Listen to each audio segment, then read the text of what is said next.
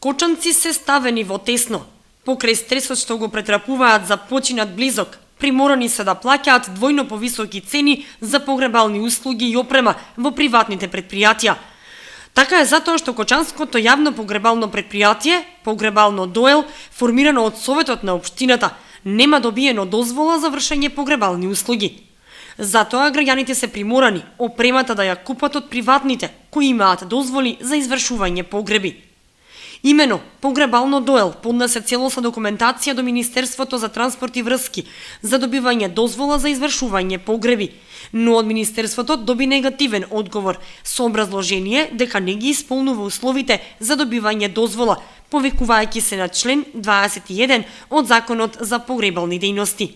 По член 21 од Законот за гробиште и погребални услуги, у кој што стоја дека за да се добие дозвола за вршење на погребални услуги треба се исполнуваат одредени услови. Ние ги исполнуваме.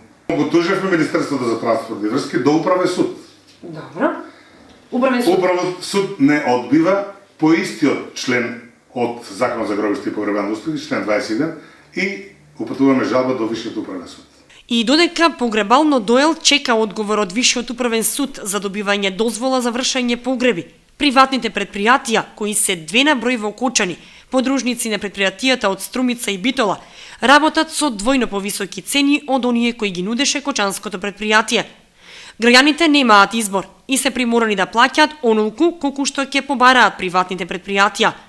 Тоа негативно се одразува на нивниот буџет, а во никој случај не е од јавен интерес на граѓаните.